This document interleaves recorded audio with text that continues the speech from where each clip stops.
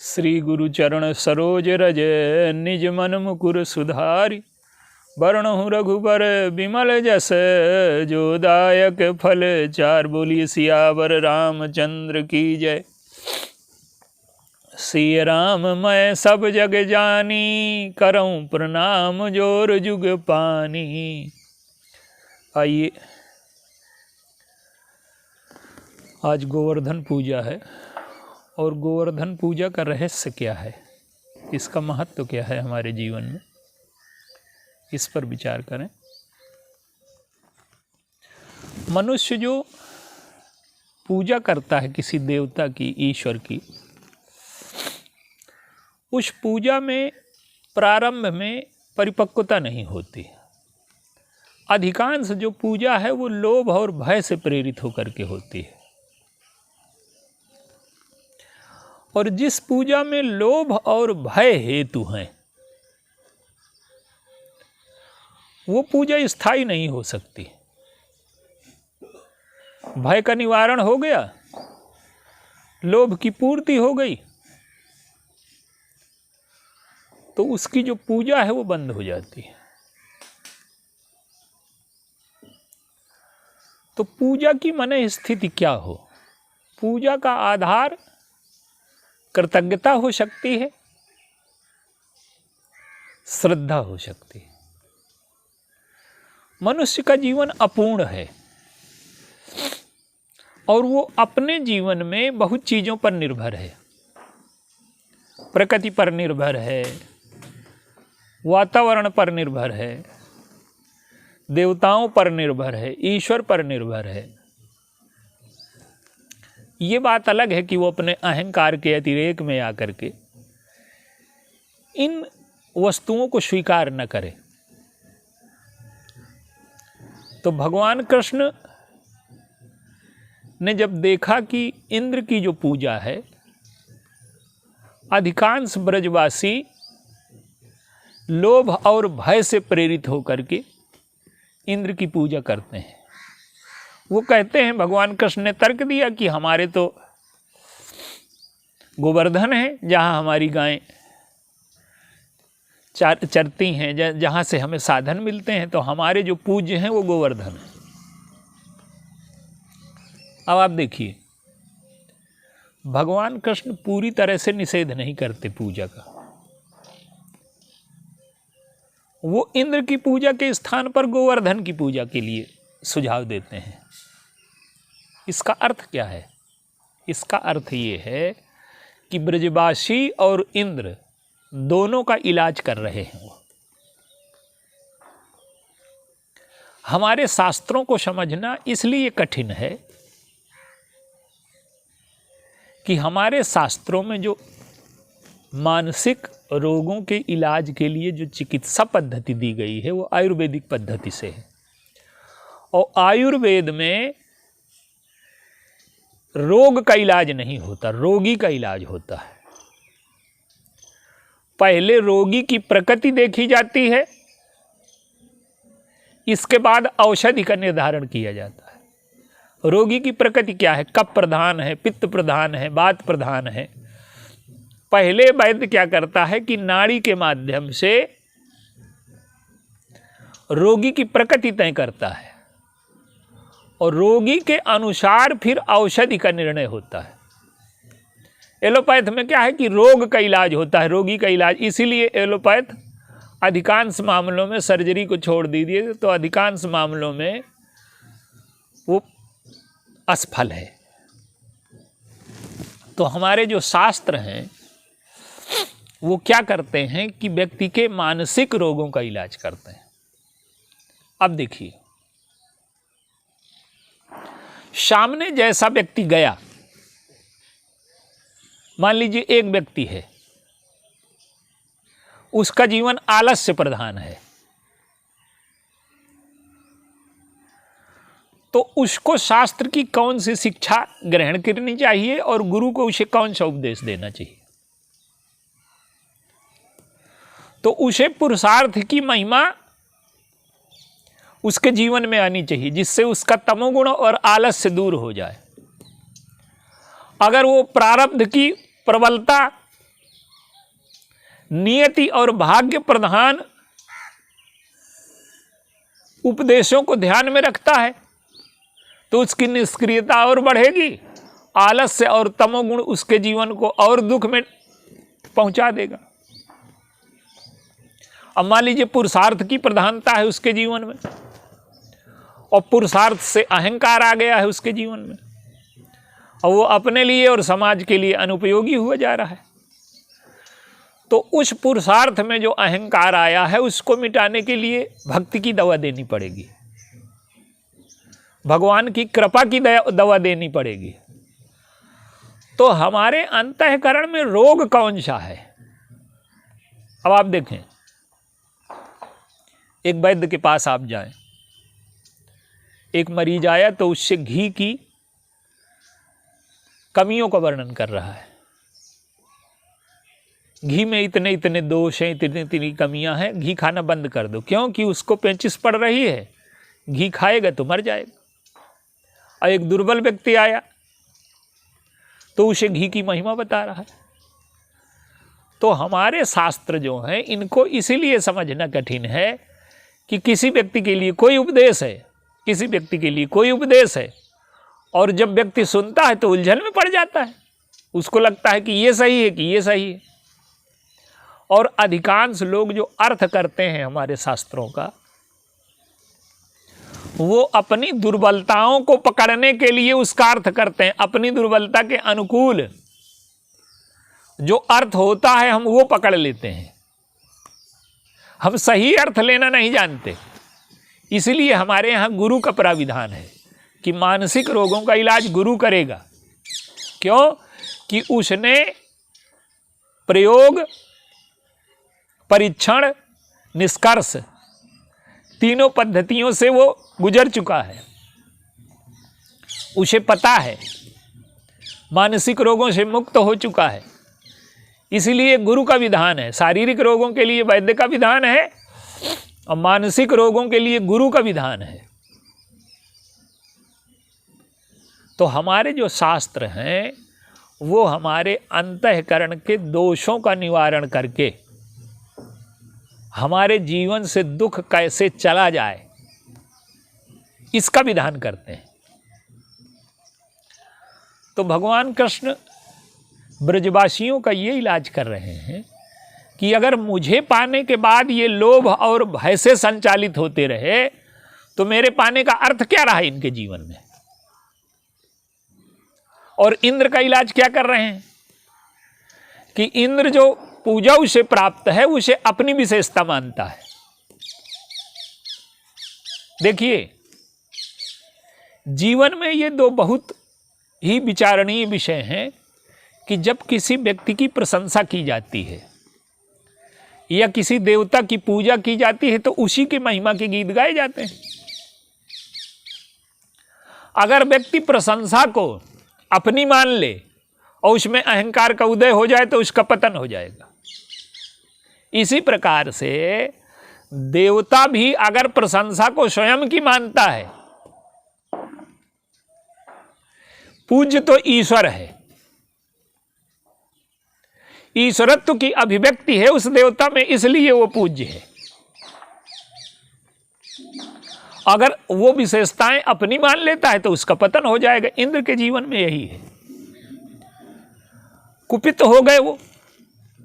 कुपित होने का अर्थ है कि वो पूजा को अपनी विशेषता मानते हैं। अगर उनमें ज्ञान होता तो वो समझ लेते कि ईश्वर पूज्य है, वो चाहे जिसको पूज्य बना दे चाहे पूज्य बना दे, तो इंद्र के मन में कृतज्ञता आती। अब कुपित हो गए। भगवान ने क्या किया कि गोवर्धन पर्वत उठा लिया। अब वो तो ईश्वर हैं, सर्वशक्तिमान हैं, वो चाहते तो बरसे बंद कर देते। लेकिन वो क्या करते हैं कि गोवर्धन पर्वत उठाने का तात्पर्य है कि अगर हमारे जीवन में भगवान के प्रति विश्वास है तो एक सूत्र आप जीवन में समझ लीजिए कि प्रतिकूलताएं, मृत्यु, विषमता, पराजय जीवन का एक पक्ष है। जीवन में विजय आएगी तो पराजय भी आएगी। अनुकूलता आएगी तो प्रतिकूलता आएगी, जन्म होगा तो मृत्यु भी होगी, सुख आएगा तो दुख भी होगा, ये सब द्वंद्व हैं। तो द्वंद्वों को हम कैसे जीवन में स्वीकार करें, यही शिक्षा है इस गोवर्धन धनुष में। तो भगवान क्या करते हैं कि उस पर्वत को उठा लेते हैं। पर्वत का तात्पर्य है विश्वास, भगवान के प्रति जो विश्वास है, अगर वो हमारे जीवन में नहीं है तो हम दुखों को और बढ़ा लेंगे, और दुखों को सहने की जो पद्धति हमारे जीवन में बताई गई है, दुख को सुख में बदलने की जो पद्धति बताई गई है, वो हमारे जीवन से गायब हो जाएगी। प्रकृति के नियमों को नहीं बदलते, वो चाहते तो प्रकृति के नियमों को बदल देते। देखिए जीवन में हम दुख को सुख में कैसे बदलें। भगवान राम के जीवन में एक उदाहरण देखिए। कैकेयी अम्बा कहती हैं कि तुम्हें बन जाना है, प्रसन्न हो गए। अब कैकेयी अम्बा अपनी समझ से उन्हें दुख देना चाहती हैं, लेकिन दुख कोई दे तो आप लेने न लेने में स्वतंत्र बनाइए अपने को। हम लोगों में समस्या ये है कि हम दुख लेने न लेने में परतंत्र हैं। किसी ने गाली दी, हम तुरंत प्रतिक्रिया करने लगते हैं। तो कोई हमें दुख देना चाहे तो हमें दुख लेना है कि नहीं लेना, लेना है तो कितना लेना है, और इसका लेकर के उपयोग क्या करना है। तो भगवान राम अपने जीवन से बताते हैं कि हम दुख को कैसे सुख में बदल लें। तो उन्होंने माता से क्या कहा, मुनिगण मिलन विशेष बन सबहि भांति हित मोर, और तेहि माह पितु आयसु बहुर सम्मत जननी तोर। और भरत प्राण प्रिय पावहि राजू, विधि सब विधि मोहि सन्मुख आजू। जीवन में कोई अर्थ नहीं होता, अर्थ हमें डालना पड़ता है। जीवन में वही अर्थ निकलेगा जिस अर्थ को हम डालेंगे। अब बड़े प्रसन्न हैं कि छोटे भाई को राज्य मिलेगा, पिता के वचन सत्य होंगे, माँ ने हमें इतने दिन प्रसन्न किया तो माँ को प्रसन्नता होगी, वन में जाकर के हम तपस्या करेंगे तो हमारा कल्याण होगा, सत्संग मिलेगा। अब वाल्मीकि जी के यहाँ जब भगवान राम पहुँचे तो वाल्मीकि जी कहते हैं कि तुम्हारा जो वनगमन है, सारी प्रजा तो तुम्हें राजा के रूप में देखना चाहती थी, तुमने उनकी भावनाओं का अनादर किया। तो भगवान राम कहते हैं कि तात वचन, मेरे पिता का सत्य रह गया, पुनः मातु हित, मेरी माता का हित हुआ, भाई भरत असराव, मुझसे श्रेष्ठ राजा अयोध्या को मिला। तो वाल्मीकि जी कहते हैं कि तुम तो घाटे में रहे। तो वो कहते हैं कि मोह कहाँ दरस तुम्हारे प्रभु सब मम पुण्य प्रभाव, आपका दर्शन मुझे हो गया, ये मेरे पुण्य का प्रभाव है। अब किसी का राज्य छीन लिया जाए तो वो पुण्य का प्रभाव मानेगा कि पाप का प्रभाव मानेगा। भगवान राम का राज्य छीन लिया गया तो ज्योतिषी कहते हैं कि उनका मंगल बिगड़ गया। वो तो स्वयं मंगल भवन अमंगल हारी हैं, उनका क्या मंगल बिगड़ेगा। तो जहाँ चले जाएं वहाँ मंगल है। पर उन्होंने अपने जीवन से स्वीकार करके हमें ये दिखाया कि हम अमंगल को मंगल में कैसे बदल लें, दुख को सुख में कैसे बदल लें। अगर हम जीवन का सही अर्थ लेना जानते हैं तो हम दुख को सुख में बदल भी सकते हैं। और अधिकांश लोग तो दुख सुख को दुख की बदलने की कला में निपुण हो गए हैं। आज सब कुछ है व्यक्ति के पास, पर उसके जीवन में एक कला विकसित हो गई है कि वो अपने सुख को दुख में बदलने की कला में निपुण है। हमारे पास बहुत सुख है, सुविधाएं हैं, अच्छा मकान है, लेकिन पड़ोसी का 10 खंड का क्यों है।